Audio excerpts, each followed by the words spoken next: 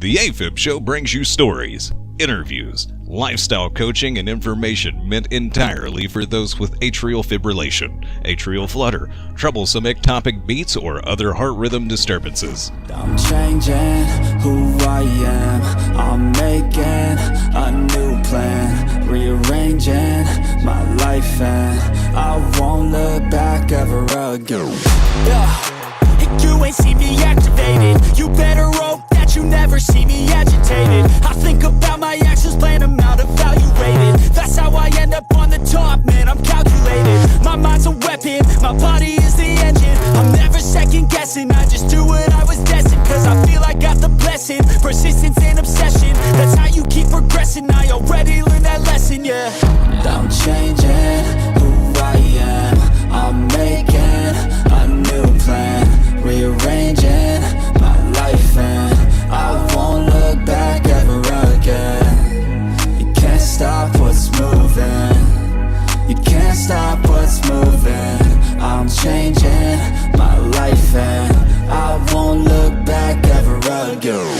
No fear, see clear, you deserve to be great. I know it feels like things get in your way. Push through those walls and the others will fall. Sit up, stand tall, you can get through it all. I need some energy, anxiety's no friend to me. I have a short memory, I don't really remember things. That's how I move on, that's how I stay strong. A new day's on, I'll keep moving right along.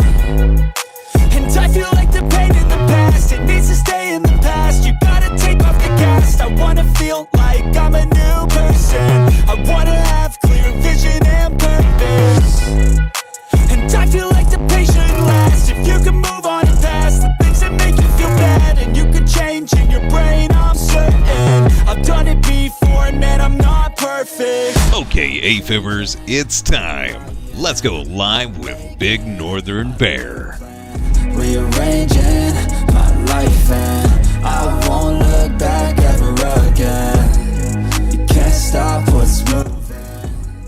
You can't stop what's moving. I'm changing my life, and I won't look back ever again.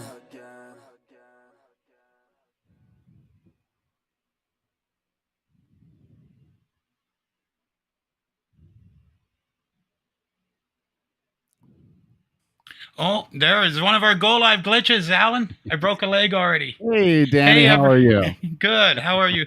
Everyone, welcome to the AFib Show. Welcome to the show. We started a little late. There was a bit of miscommunication, totally my fault. So any of Alan's followers, if you showed up early, we much appreciate you hanging in there for us. I see there's more and more people coming into the chat. Throw a comment in the chat, either YouTube or Facebook. We'll splash them up on the screen with any questions as we go. So first of all, happy Father's Day, everyone. And I brought fellow dad here with me today, Coach Allan Meisner. Alan, we're so glad to have you here. And I just to introduce Alan.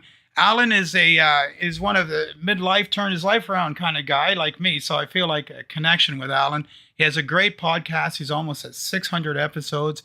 It's really easily listening, easy to digest, motivating podcast, 40 plus fitness focus, 40 plus fitness podcast, fitness at 40 plus with Coach Allan. Do I have that right? It's actually 40 plus fitness. 40 plus fitness. Okay. So, so Alan managed to turn his life around, stressful job, toxic relationship, a little thick in the middle, and went off, retrained himself, and met one of his life goals, which was to run a Tough Mudder with your daughter.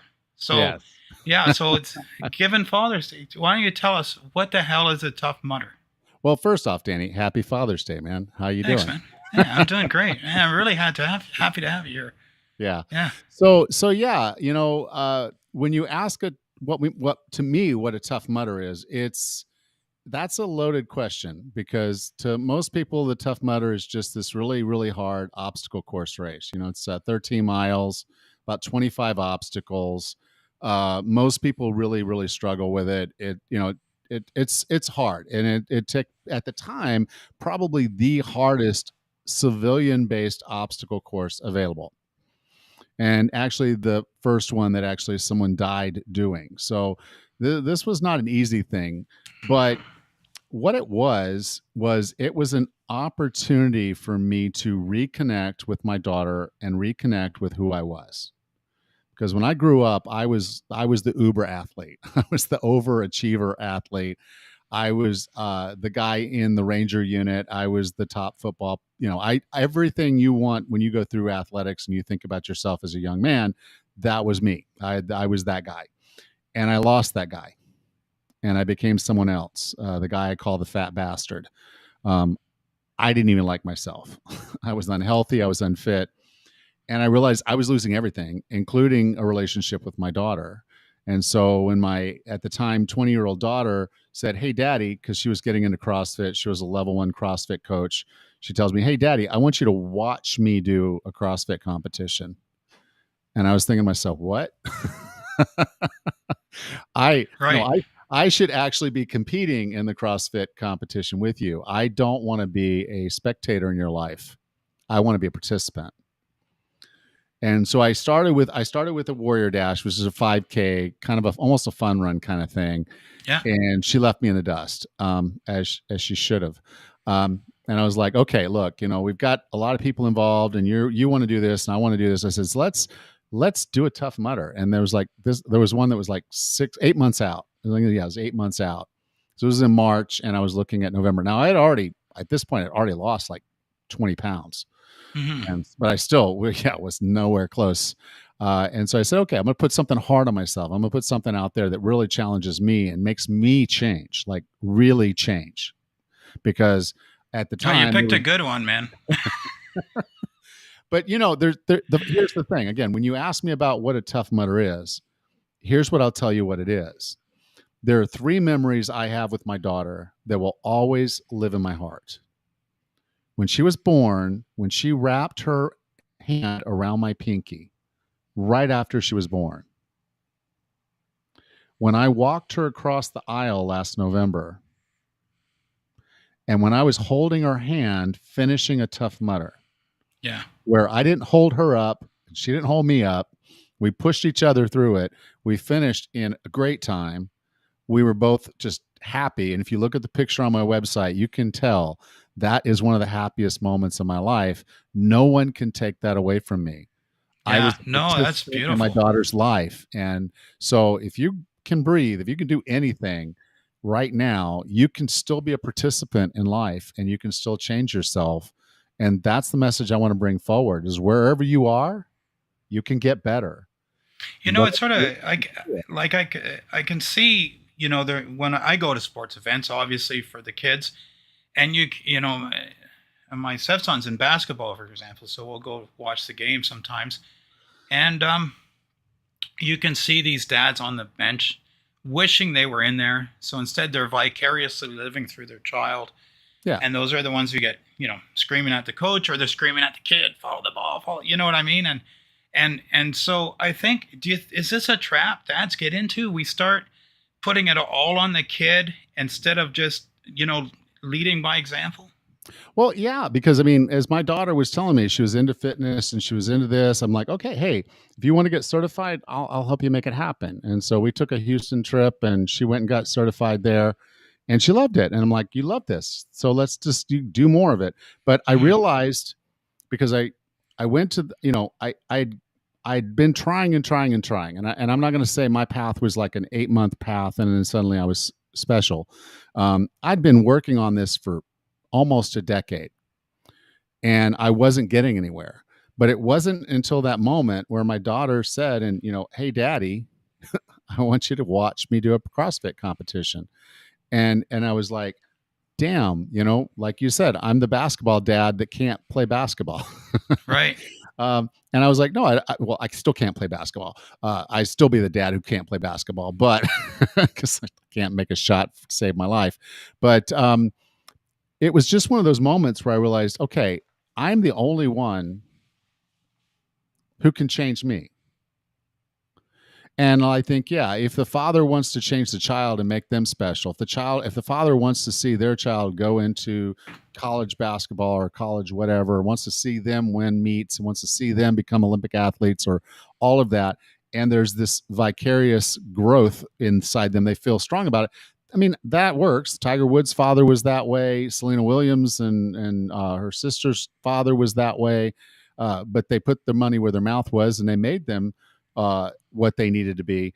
But for me, it was like, no, I want my daughter to see me in a good light. I want her to understand I can change, I can do things.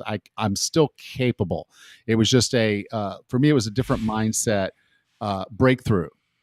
I'd started off thinking, okay, well, I used to be this great athlete, and it's like the Ted Bundy. Remember that game I threw 6 touchdowns or 4 whatever it was. Touchdowns. Some people live with that vicarious, they're looking through their rearview mirror instead of looking through the windshield. And then there's other people that'll start trying something and then they just don't see success and they just stop. And then there's other people that will say, okay, look, I'm going to set this really scary big thing in front of me and I'm going to make it happen. So when I invited my daughter and said, look, we're going to go and do this Tough Mudder together. I'm going to buy you airline tickets. I'm going to pay for the fare and do the thing. Well, at that point, rubber has to hit the road because I'm not going to disappoint my daughter and I'm not going to make her wait for me. When I get there, I'm going to be the athlete that I need to be the father that I'm supposed to be. Yeah, it reminds me, one of my favorite quotes I don't know if you're familiar with the work of Ross Enamite, but one of his favorite quotes I just love to requote is telling me what you used to do is another way of telling me you don't do shit right now. Right? That's good. Yeah. So I'm with you there. I mean, I'm a little different than you. I was sort of like, I was the nerd. I was the Dungeons and Dragons kid. I didn't discover the joy of fitness until I turned 39. And then I got actually pretty good. And then I focused into powerlifting and the middle came back out of me again.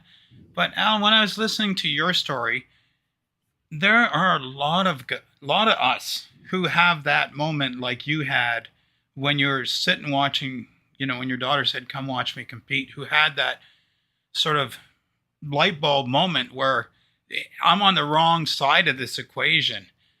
However, I would say about 95% of people, it stops there. Now, you've had over the years a lot of success helping people take that light bulb moment and turn it into action. So someone who has that moment, and in my community, sometimes that moment turns up in the ER with a doctor telling you, if you don't want to go through this again in a week, you need to start doing shit, right?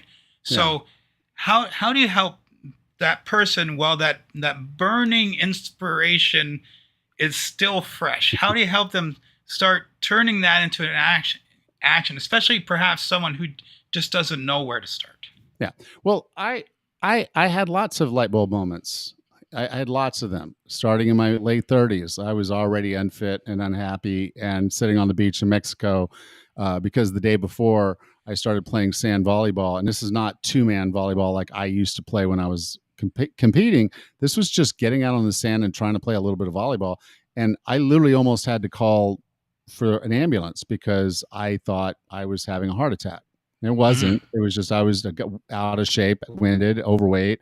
I just was not fit and not healthy. And so the next day I'm sitting there saying, okay, I'm going to change everything. And then I commenced the rest of the week to drink my ass off. But and then, when I get home, I'm going to do it. Maybe you drank a little less, though. Yeah, no, probably not. But it was just, I'm going to do this. I'm going to do this. And I tried a lot of things. Like I went ahead and said, okay, I'm traveling all the time. What I got to do? I'm going to buy this insanity workout. You remember this with Beachbody? They I remember the commercials. That's for sure. It looked great, didn't it? It's like, I want to look like those guys. I want to be like those guys. So I bought the whole DVD set. I spent almost the whole weekend, my 3 days home, burning that DVD set onto my iPad so I could take it with me. And I'm like, okay, well, before I go this next week, I'm going to do the benchmark workout. So I do their little benchmark workout. This is not even a workout. This is just a practice, figure out your fitness level. Fitness test. The next day, the next day, I couldn't get out of bed. I literally had to call in sick because I had DOMS, or delayed onset muscle soreness, so bad in every part of my body. It hurt to reach for my phone to call my boss and say, I'm out. Yeah. And And so I was like, did I do any of the insanity workouts after that? Nope. But clearly now you've done a Tough Mudder. So what got your wheel out of the mud? Right. That's the whole point. The whole point was, okay, why do I want to do this? And where do I want to go? I had not really committed. And I thought about all the hard things I've done in my life. You know, I was in a Ranger unit in the military. I passed the CPA exam on the first time. Like all these things that I've done that you're like, wow, that must have been really, really hard. How did you do that? I'm like, well, I worked really, really hard to make that happen. And I was like, well, with my health and fitness, I hadn't really committed. So now having a conversation with my daughter, I was like, wow, I don't want to be the spectator. I don't want to die early and not know what my grandchildren are like, you know? Mm-hmm. And when I was a kid, we didn't have Tough Mudders when I was a kid, 5K, maybe. There were other stuff we did, but nothing like that. And then so now they're doing Tough Mudders. I'm like, I don't even know what they're going to be doing when my grandkids are in their 20s. But guess what? Yeah, Lord knows what they'll come up with. I'm going to be the freaky old man grandpa that's out there doing it with them. I'm not going to be the grandpa sitting in a rocking chair when the grandkids are on the floor. I'm going to be on the floor with them in their world as a part of their life, as a participant and not a spectator. So that's what clicked. What clicked was I had never really committed to anything. I had always just said, I want to change. I should change. I should lose some weight. I should do some exercise. It's the like you said though, you hadn't put in the work. Right. And it sounds to me that honestly appraising yourself and coming to that honest conclusion is actually something people are terrified to do. Yeah. They don't want to admit the reason I'm not successful is because I didn't do the daily grind. I've been procrastinating every morning. And now suddenly a year's gone by and I'm in the same boat I was in last year or worse. Well, right? you think about it. Yeah, you think about it. It's like, okay, so when we pick a career, how do we pick it? We typically pick it on what we're good at that'll pay us the most. We don't sit there and say, gee, I probably could actually be a brain surgeon if I just worked hard enough. Mm-hmm. We're like, no, I actually have I actually can do accounting pretty good and that pays okay. I'll do that. People do that in the gym though, right? Like they go to the machine they're good at. They just go to the one they're good at. And they do the thing they're good at. So if you're strong and you like moving weight, then you're just lifting weights. It's like, well, okay, what's your cardio like? Well, I can't even walk to my car or up a flight of stairs without breathing heavy. I'm strong as all get out, but don't ask me to walk upstairs. That was me, man. That was totally me. Honestly, that was me.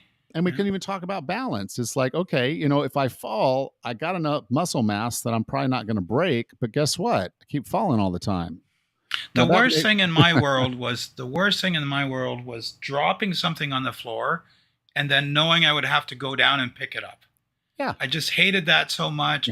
I felt any work below my waist, I dreaded.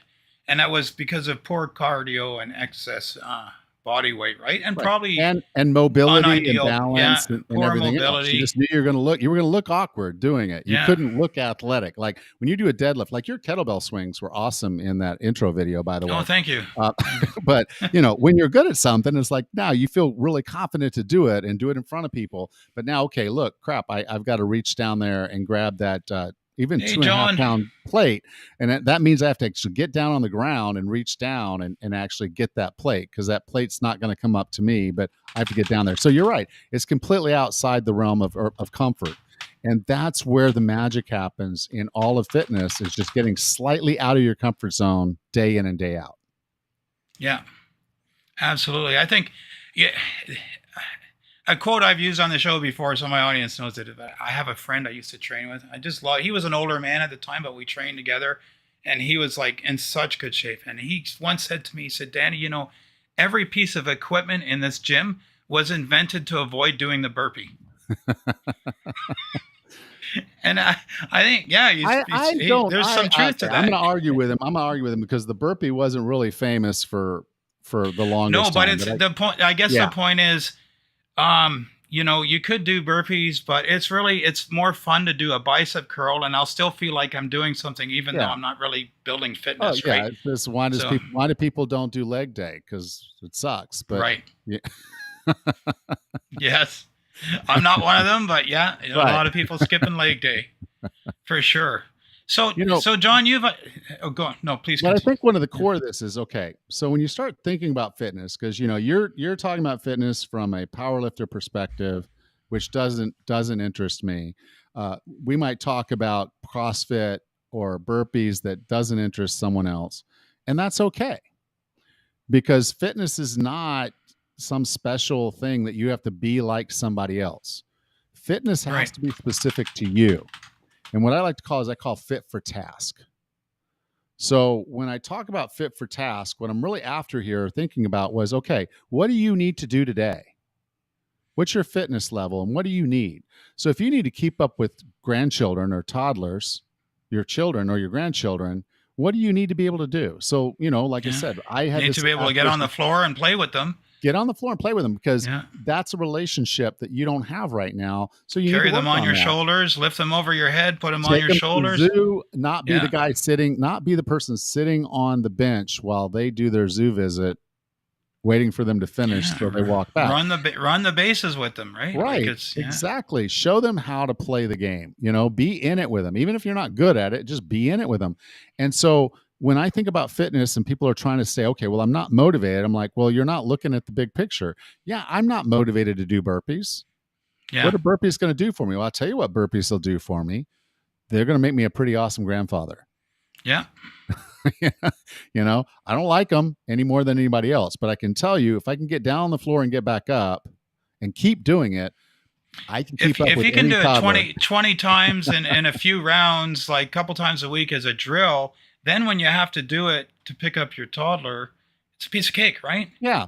Yeah. Same thing with kettlebell swings. That's the same movement that you take when you take a kid and swing them up and swing them between your legs. They Yeah. love that. We used to throw them in the air. We probably shouldn't throw them in the air anymore because there's probably going to get a phone call from social services. But,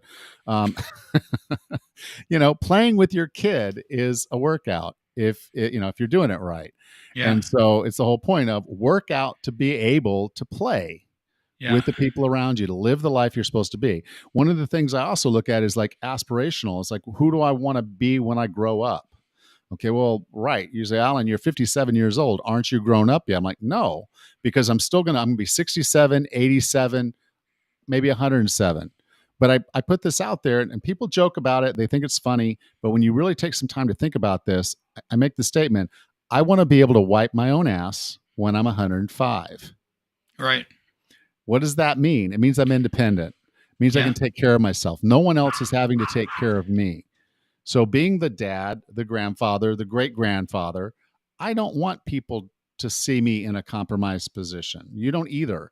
So the point being is, how do I be the dad, the grandfather, the great-grandfather that I want to be, where I can spend time with my children, my grandchildren, my great-grandchildren, and be healthy and fit and able to do that. I want to be, if I have great-grandchildren at 90 years old, I want to be sitting on the floor watching whatever they're watching on whatever they're watching it on. Right. Won't be an iPad, I guess, but whatever they're watching it on, I want to be there hanging out with them, doing the things they do, or at least engaged with them at a level that's And appropriate. you've traveled a lot, so you've probably seen it. But in a lot of cultures, you see the 90-year-olds, they literally go down into a squat and stay there for an hour with the kids. Yeah. And you don't see that like in Canada or the United States. It seems like it just never happens. But it's from a lifetime of just, doing mobility things and incidentally, because maybe you have a harder life, but you can make up for that with, just a little work, right? Yeah, it's functional. I mean, So, here's the funny thing. I had a German Shepherd, Angel. She passed recently, but one of the things I would do every morning, I'd set my coffee on and get it going, and then I'd go sit on the floor and hang out with her. And that was her favorite time of the day. I can tell you, it's my favorite time, one of my favorite times of the day. And now we just recently got a puppy. His name is Lev. And I do that. I'm training him and doing the same thing. And now what happens is, as soon as I start the coffee, Lev goes and lays down on the floor. It's tile floor. So, the joke is I'm not getting on the floor until I have a plan to get back up. Right. Well, it's a joke because it's got some reality to it. But the reality is a tile floor, sitting on a tile floor, getting down a tile floor, getting back up. For most of us, it's not the most comfortable thing in the world, which is good. I'm squirming, I'm petting the dog, we're hanging out. It's a time. I'm able to relax and connect and have that moment. And that's what fitness really is. Fitness is about you being able to live the life you're intended to live the way you want to live it. Yeah, I agree. I mean, what are you doing this for if otherwise? I mean, what was when you had your moment of your light bulb moment for you? We've heard about what yours is, but we've all had them. Why let that die? I mean, why let that die? Because you only get so many of those in your lifetime, and if you don't take advantage of one and use it because, I mean, some of the work you need to do sucks, right? So you need something to drive you through it. So we talked a bit before the show. You were telling me about how you feel accountability is a major key. So maybe just at a high level, I mean, don't ruin your book for us, but maybe at a high level, give us an example of how this person newly inspired, how they can, I have a goal, I have a dream, but how do they keep themselves accountable in a simple way? Yeah. So once you have that accountability, once you have that commitment, once you know this is what you have to do, because that's important. You got to start with the why, and you got to kind of know the direction you're going. So it has to start with that. But the way I like to look at motivation, and I think everybody gets this wrong. Everything I've ever read about motivation gets this wrong. I am all ears now. Okay. I'm all ears. Okay. Because everybody thinks motivation is something that happens to us. Right? I'm just not motivated. I don't have the willpower. New Year's resolution, just whatever. Everybody quits the resolution, right? So I'm just like everybody else. I don't have willpower. Oh, it's a finite resource, so therefore that I don't have enough of it. I'm just that. And so everybody goes at that with like motivation is just this thing that happens for us. I don't know why they're motivated and I'm not. Well, I can tell you why they're motivated, because they're using one or all four of the types of motivation that exist. Now, two of them are extrinsic, which means external, and two of them are internal, intrinsic. So basically think of this in terms of somebody else is doing this for me, and the other two are I'm doing it for myself. Okay, right. So let's talk about the extrinsic, because those are easy. So the easiest one is hire a coach. Right. Okay. So literally, I hire a coach. Like I hired a strength coach when I was 51. I was going to do a Spartan. And I said, okay, I want to get really strong, because a Spartan is actually harder than a Tough Mudder. But, and so like, I'm going to do this Spartan. And so I knew I need to be a lot stronger. So I hired a strength coach, and I said, okay, I have a coach. Guess what? I'm meeting that coach at 5 o'clock in the morning, 3 days a week. Guess where I am at 5 o'clock in the morning? Why am I there? Because that's what my coach is waiting for me to do. What do I do when I'm in the gym and he's pushing me? I'm working really, really hard, and I'm getting stronger. So he's holding me accountable, and he's there. So I'm answering to a coach like a boss. My boss tells me to do something, I'm going to do it. Okay. So that's extrinsic or external, and it's the boss leader. So coach leader kind of level. The next one is what I like to call group or peer. So if you decide, okay, I'm going to do a fitness class, or I'm going to sign up for a run group, run club, or do something like that. Or even if you go to the gym at the same time every day, you're going to see the same people in there. And even if they're not your friends, they're going to know you didn't show up. Yeah. And someone will actually challenge you on it. Like, where were you yesterday? Yeah. You're a 5 o'clock guy. I haven't seen you in a few weeks. Right. Where you been? Yeah. What's going on? And so even if they're not your friends, even if not, you don't know them, you feel somewhat accountable to that group, to that team, to that thing. So having a group, signing up for something, being a part of something, or showing up at the same time with the same people, that is peer pressure. It's good peer pressure. So surrounding yourself with people that are good, that want what you want, and are doing what you want to do, that's going to help you be more successful. So that's pretty much the accountability side, which is really important. The other thing too is, even though they don't know you, you'll quite often, if you start making progress, these people that don't know you are suddenly going to be the first ones to point it out and say, "Hey, man, you're looking great. You're Keep at it." looking Like great, people, you man. don't even know the guy's name, Right. but he's seen you every day for 6 months. He remembered when you waddled in, and now you're on the treadmill, like running 7K, let's say. Like he's gonna point it out. I mean, some of the most uplifting sort of elbows I got were just guys I don't really know, but I sort of nod on my way into the gym, nod at, Right. and or maybe I spot them on the bench now and then, right? Right. Or he says and say, "Hey, is that that leg press is pretty impressive. I remember a few months ago. Is that a PR? Yeah. What's going on? You're doing really good." That yes, they're going to become not necessarily your friends, but they're your family. Like they're just going to be peers that are going to hold you accountable. So the more you can do that, the better. Now we turn it to the intrinsic, which is a little harder, but it's also more powerful because now we're talking about self-efficacy. And self-efficacy is the goal. Okay, so the first level is back up like that boss leader, where you become the CEO of your own self. This is where you start telling yourself, I'm doing this. I'm setting my alarm at 5 o'clock and I'm not hitting snooze. I'm packing my gym bag the night before and I'm going to the gym tomorrow. When Right. you start that basically, I'm the boss of me. You literally I put workouts on my calendar. Okay, they're like scheduled appointments with the boss, and I It's don't miss funny, like those. I've been the boss, and it's funny that we will not accept an employee who comes in half an hour late every day. We will not tolerate that. No, But we will tolerate it from our cells hitting the snooze button and saying, "I'll go to the gym tomorrow." We'll tolerate that all year long, right? Hey, right? boss, So I'm not feeling it today. I'll just show up tomorrow. Is that cool?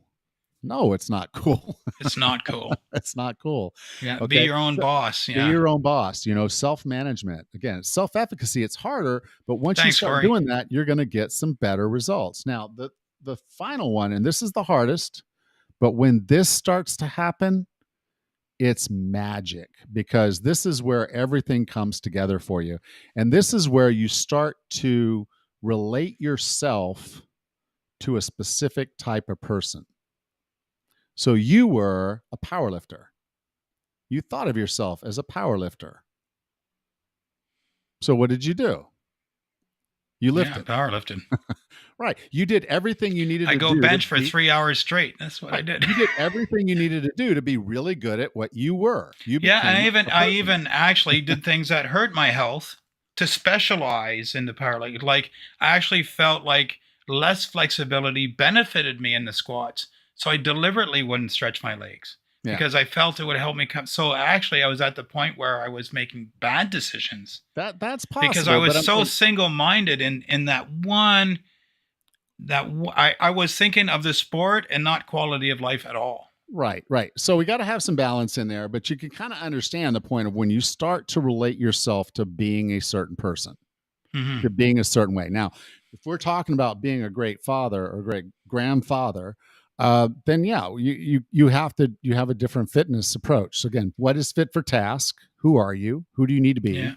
And then when you put those four pieces together and you have all four of those pieces, your coach is going to tell you, the coach you hire is going to tell you, you need to work on your mobility. Are you doing your mobility workouts? The Yeah. boss that you are can basically say, make all the workouts. Here they are on your schedule. Do them. The social group, it's like there are other lifters, other people, other runners, other whatever. They're there and they're doing it. You're going to show up and do it. And then on the social side, it's like you just okay.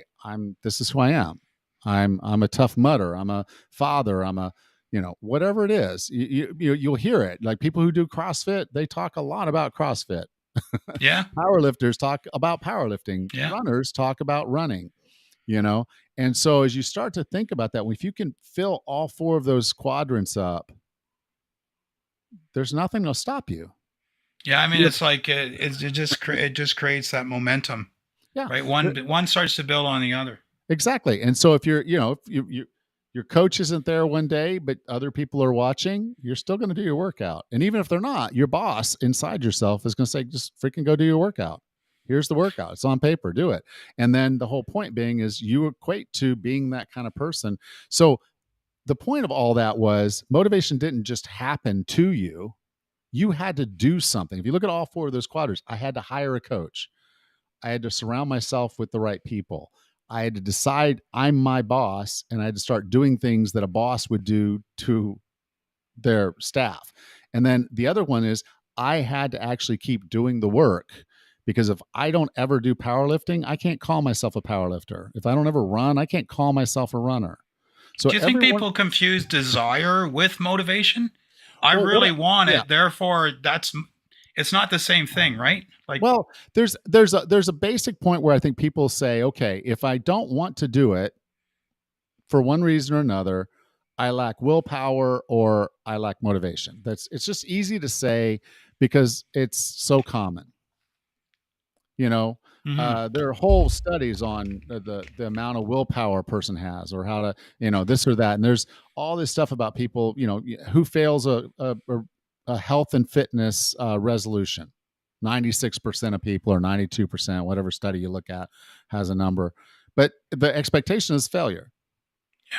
Yeah. It's failure for fitness. It's failure for weight loss, especially for those of us over 40. But they're not, I guess my point is they're not failing from lack of desire. Like, we all want a body like Thor. We all equally want it, probably.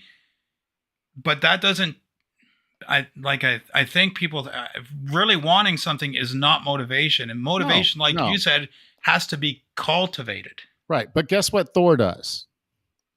Thor hires a coach. Right. Thor is getting paid millions of dollars to look like Thor. Course. So Thor is Thor's boss.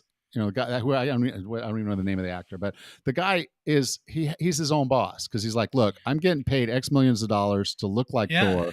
He hires a trainer and a nutritionist and everybody else that's going to coach him and make sure he looks like Thor. He knows when he shows up on set, all the other actors are going to have done their work. So, Tony Stark is going to look like Tony Stark, and Iron Man's going to look like, Captain America is going to look like Captain America. He has to look like Thor.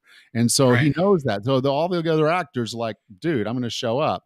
Okay. And then the thing is, at some level, to act and be Thor, well, he's got to act like Thor. He's got to be Thor. When I listen to you, I feel like getting a coach in some ways is I fully understand going to the gym, getting the pure feedback and the motivation. Yeah. But that takes time to build, right? Yeah. So by hiring a coach, you're sort of short-circuiting that process, because now you're getting that. You got a guy just focused on you and wanting the best for you, right out of the gate. And it's almost a cheat code, right? Yeah. It's like I said, that's the easiest, quickest thing to do. You hire the coach, and whether the coach is there in the gym with you or online or however it works, you instantly have someone you're accountable to. Yeah. You can build the peer group over time. You can join a fitness class. Well, the other thing too is you've committed, because coaches generally aren't free. So now you've actually shelled out a little bit. So you put some skin in the game. Which does, in a way, create some motivation. Right? Because otherwise you've just sort of pissed that money away. But now you're skipping over into the intrinsic. This is my boss. Okay, dude. Right. You just spent $1,000. But it was an organic switch that just happened naturally. Right. You did. You spent as the money, a consequence of the other thing. Right. You spent the money now at both levels. You have a guy who's going to show up on Monday morning and expect you to do a workout. And at the same time, the boss inside of you says, dude, you just shelled out $1,000 to train with this guy. Yeah. You're showing up. Okay. Yeah. So that you're right. That money in the game, or the skin in the game, is basically, that's your inner boss saying, look, I'm going to invest in you. You're going to show up. And then the coach is there. You're going to show up. So you've filled 2 quadrants with that one thing, hiring that coach. Right. If you see it that way, there are people, believe it or not, there are people who will hire a coach and not show up. I had my stint as a personal trainer, and getting up at 6 a.m. to meet clients who just snowballed me. I know. Right. And you're like, you're paying for this hour. You didn't show up for. They come to the first 2, and then suddenly they're texting you at the last minute. Yeah, they ghost you. It's like the alarm goes off, and they're kind of and then at that point they're out because they weren't the boss, and they don't even see you now as accountability, which is sad. But, that's kind of the reality of it, is it goes beyond just wanting or deciding. There has to be the commitment. That has to come first. So Yeah. like I looked at my daughter and I said, this is what I need to be for her. Now I've since remarried and I have 4 children. And now I think about it in an entirely different light. It's not about me doing a tough mudder just with my daughter. It was like, I want to be able to walk her down the aisle. I want to be there for my grandchildren. And at some level, I don't want to be dependent on other people. So I don't want my daughter to have to go through the decision. Is it time to put dad in a home? Yeah. You know, I'll be there when her kids are making that decision, as far as I'm concerned. Um, Yeah. I mean, but the whole point is I want to be able to wipe my own ass when I'm 105. Those concepts of independence, of strength, of being the man that I'm supposed to be when I'm supposed to be it. So my wife and I run a bed and breakfast here in Panama. So it's a Caribbean island without hurricanes, and it's a 6-bedroom deal. But sometimes they bring the water bottles. They're 5-gallon water bottles. For your information, a pound of water weighs about 8 pounds. So a 5-pound bottle weighs about 44 pounds. Hmm. And sometimes I have to carry those from the front to the back. That's about 50 feet. And there's 10 of them sometimes. And Yeah. sometimes some of them need to go upstairs. So it's upstairs and 50 feet. So sometimes it's me and I got to get that done. Sometimes I have people that pack more luggage. Their luggage has to weigh more than they do. And I've got to carry it up a flight of stairs. Okay. I'm 57 years old carrying a 20-year-old guy's luggage upstairs. And I want to be the guy who can keep doing that. Yes, I'm a bellman and yes, I'm a roustabout here in my own bed and breakfast, but I don't want to have to be dependent of, okay, I'll roll these in the house and then I'll get my staff to put them where they belong.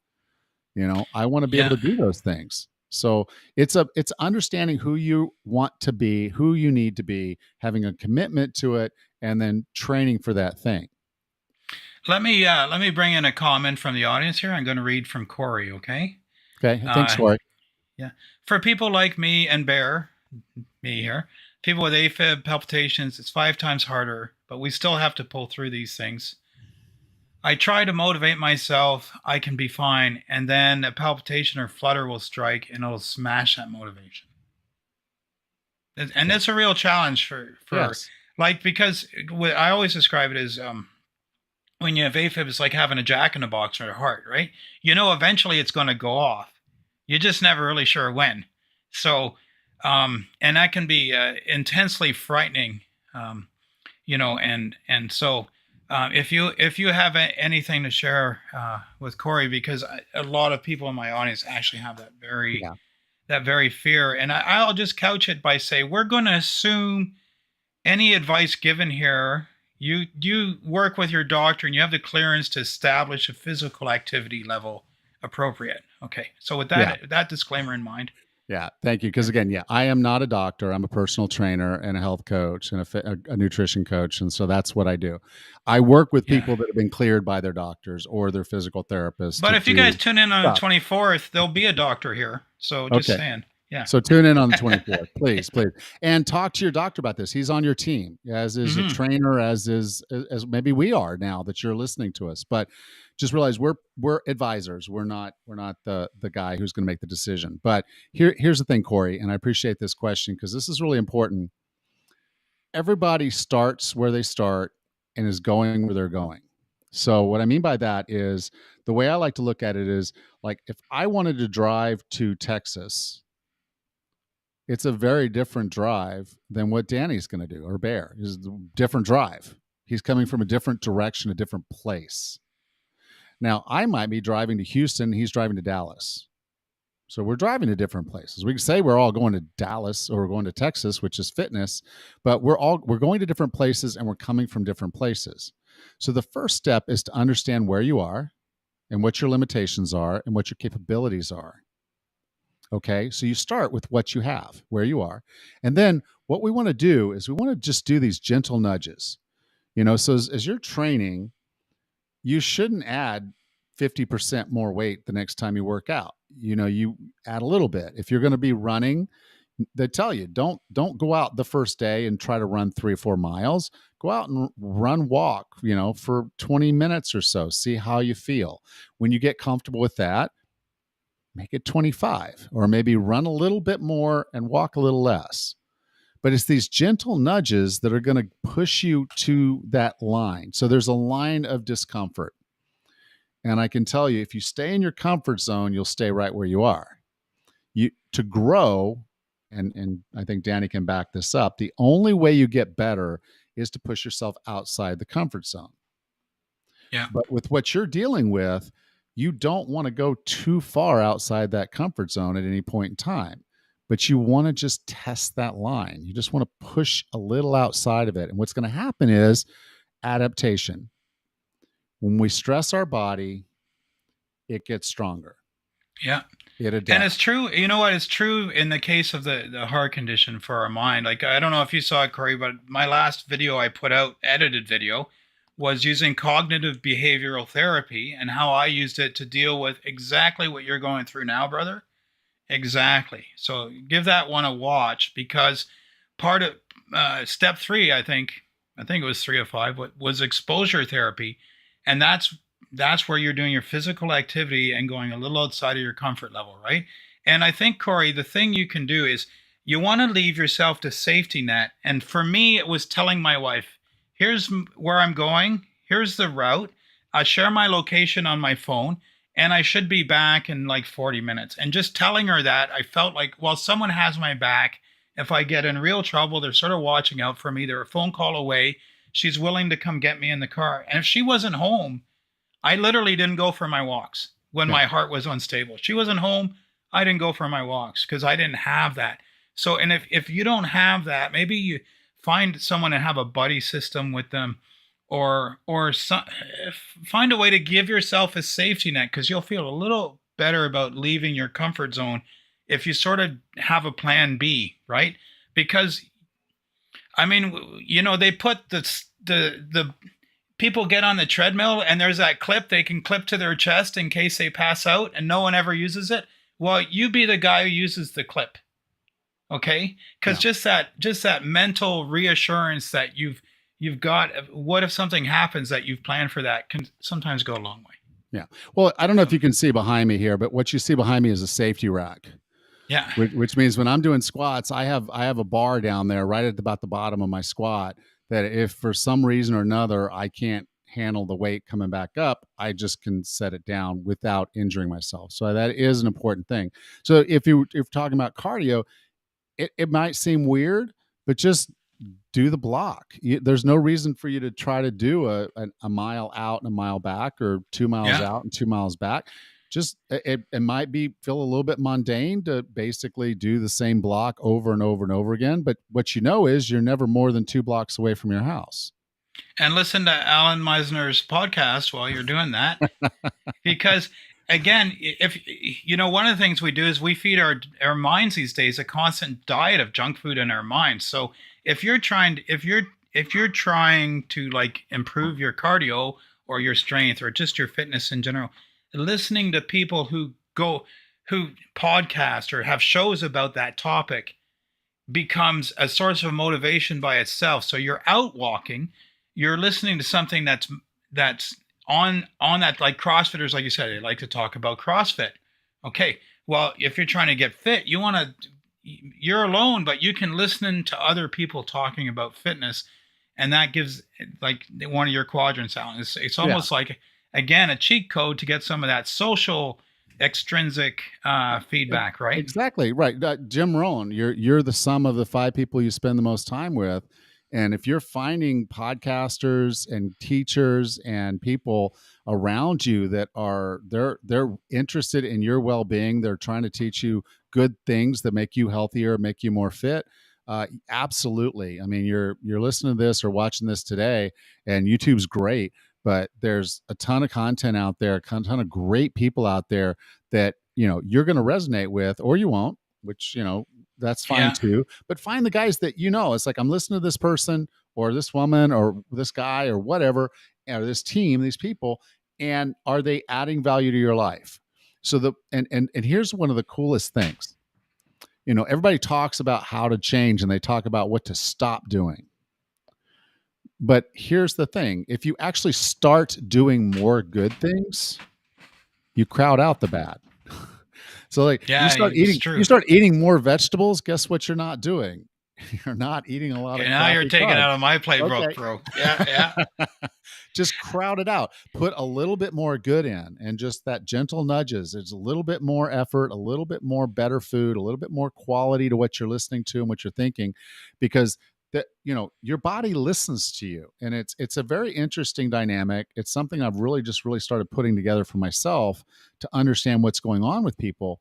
But we feed ourselves crap and we wonder why we feel like crap. We don't move and we wonder why we feel like crap. We don't sleep well. We wonder why we feel like crap. We're stressed all the time. We don't understand why we feel like crap. And we tell ourselves we're crap. And we don't understand why we feel like crap. Well, all 5 of those are inputs into a system. We're a system. And that system doesn't know our world around us. And if you think about it from a biological perspective of when we were hunter-gatherers, well, what would a hunter-gatherer do? Well, they'd wake up in the morning and they'd go out and they'd start moving around. And when they found good food, they'd eat it. Yeah. They didn't find Twinkie trees, and they weren't eating a bunch of mashed potatoes with gravy and, battered whatever, chicken fries or whatever. They were eating whole food. So when they nourished their body rewarded them.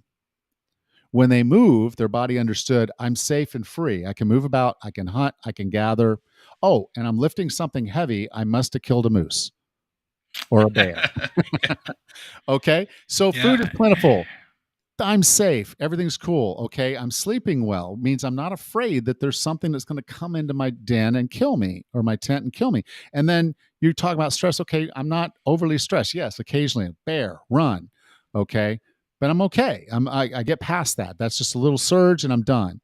We're not in that fight or flight mode all the time. And then the other side of it is just what you're telling yourself, that inner dialogue. Okay.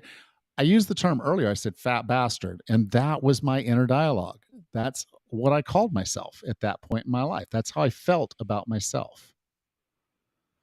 And so if you look at the information you're giving your body, should it feel safe? Should it feel rewarded? Should it feel like it's in a good place?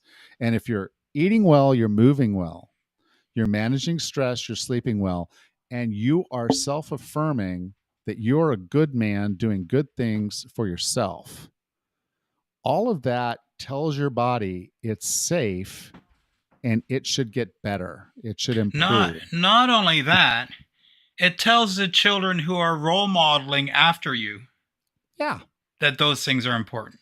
Exactly. So on this Father's Day, when the children see you making health a priority and eat and pushing away the cake and reaching for more broccoli, they can't help but role model on some level. Yeah, it's natural. So you're getting 2 bonuses for one. And one they effort. may not do it right then, but I can tell you that over time that will make an impression. I think the reason my daughter became a CrossFit athlete and all of those types of things was because when she was younger, I was that athlete. She saw me doing those things. It was only later in my life when she was, getting into her teens and everything that I sort of started letting myself go and focus more on my career than anything else. Again, not balance, just out of balance.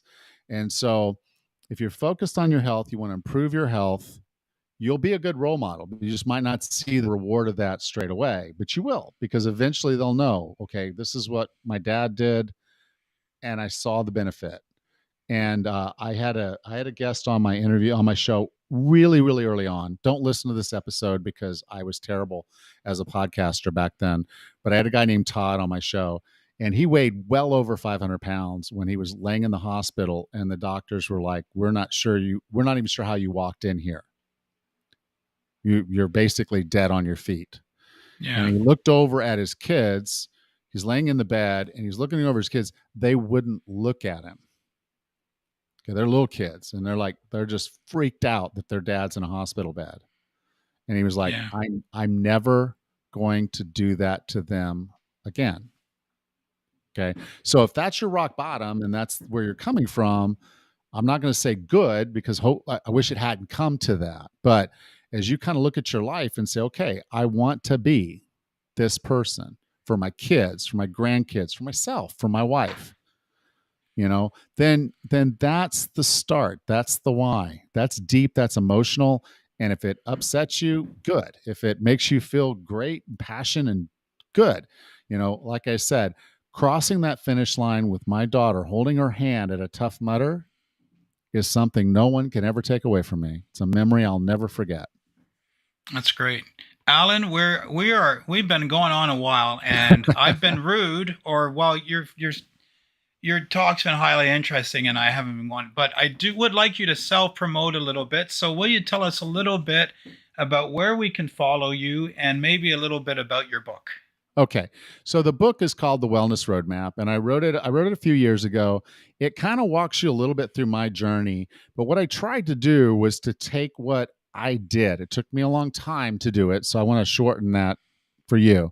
It walks you through it, literally walks you step by step through the roadmap of how I recovered my health and what I believe is basically a really good approach from start to finish. So I don't even just talk about the beginning.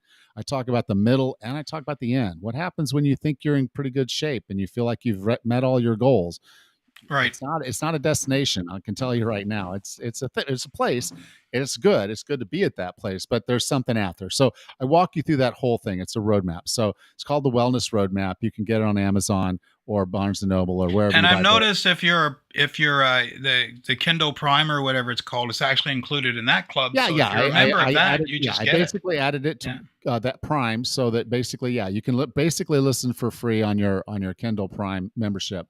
And there's an audio book too.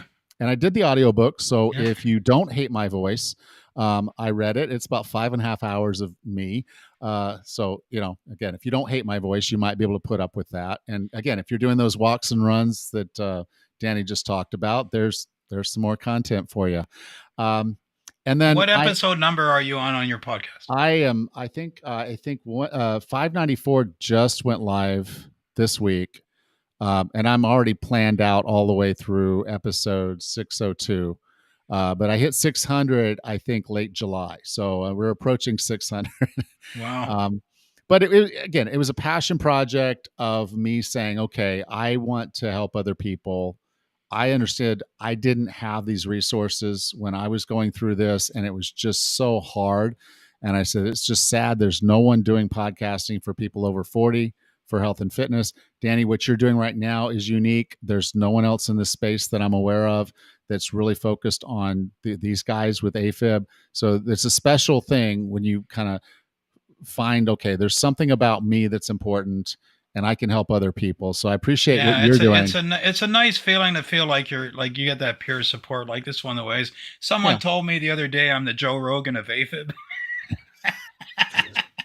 There you go. I was highly complimented. I mean, I would be too. That's a great comparison. But I just don't think Spotify is going to give you 10 million a year. But no, probably not. YouTube's giving me about $12 a month right now. There you go. It was a lot more than they're giving me. Yeah. But then I'm not doing what you're doing. But that said, I also, when we start talking about this, I think one of the things that if you didn't take away from this that you should, is that 95% or more, maybe 99% of this is in your head. It's about your mindset. It's about the way you think about things, not what you do. Every one of us knows lift weights, move more, do this. We all know that. And we may need some specifics from a coach to tell us how to lift or how to run or that's fine. But we all know mostly what to do. We're just not doing it. And but that mindset too, like motivation, is something you're not just born with it. You actually cultivate it. Right.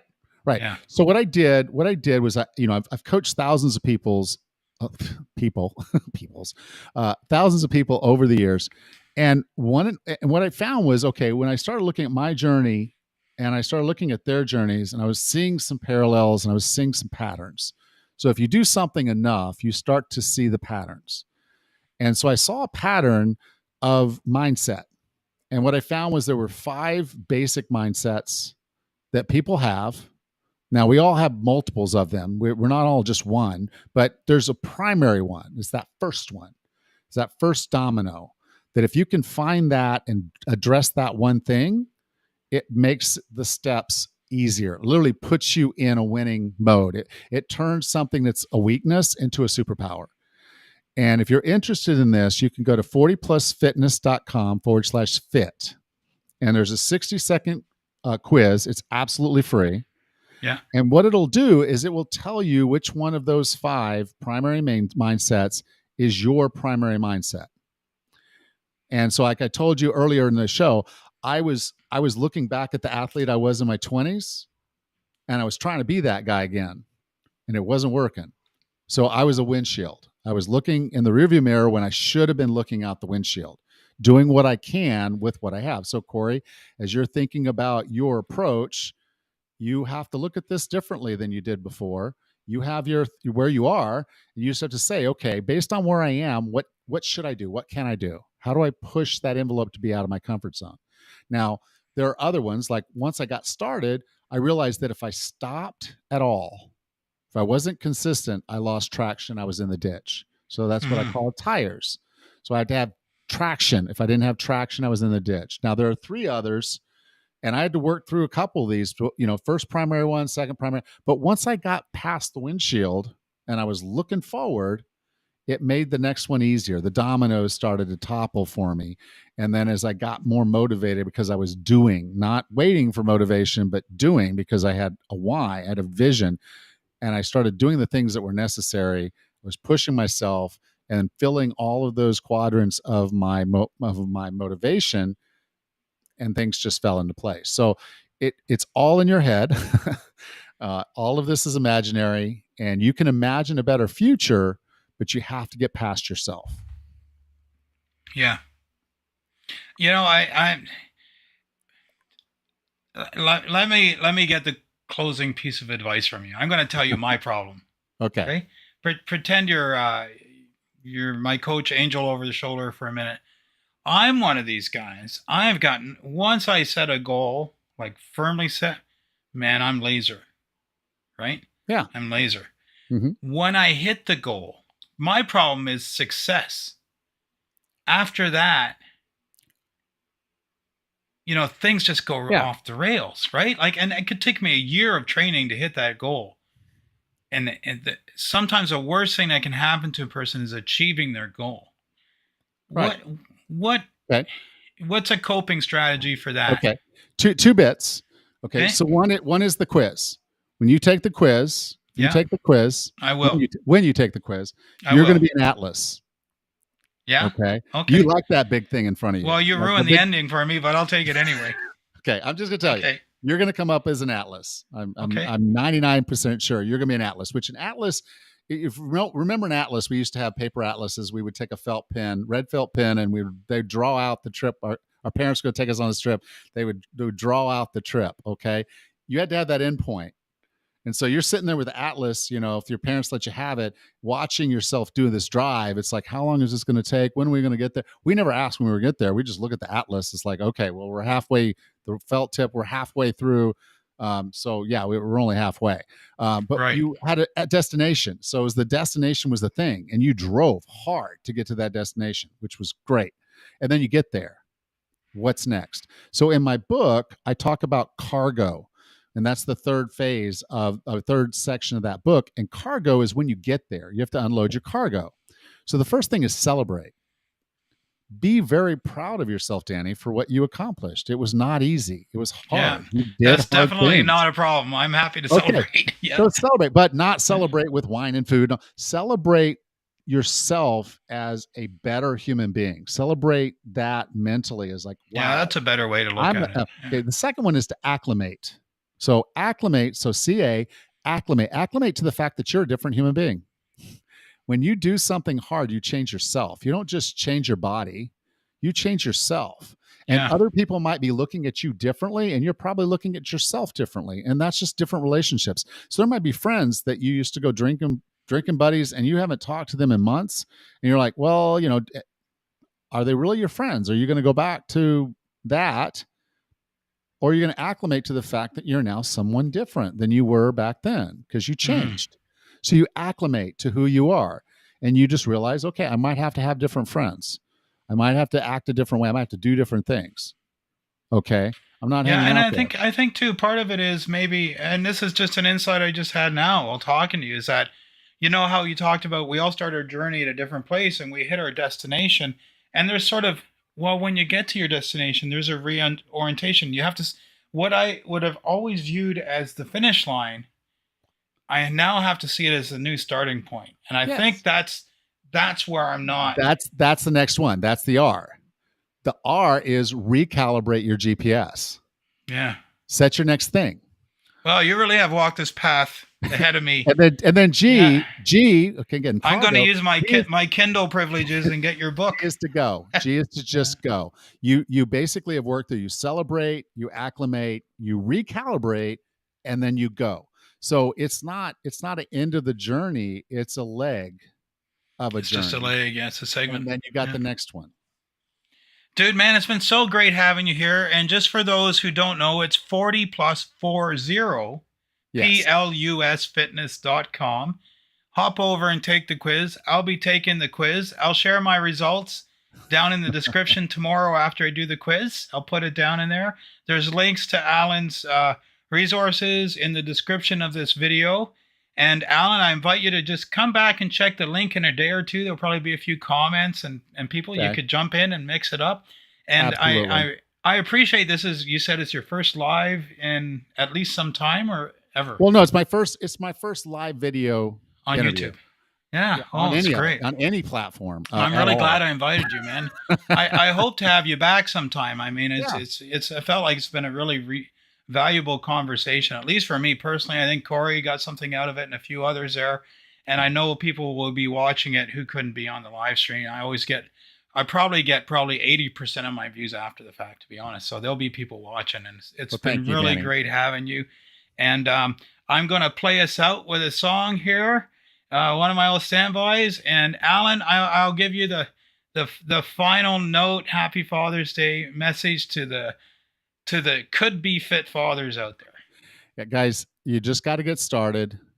You got to push outside your comfort zone, just those gentle nudges, and just keep charging on. You can be better. If you can take another breath, you can be better. Happy Father's Day. That's great. Thanks. Okay, let's play this out.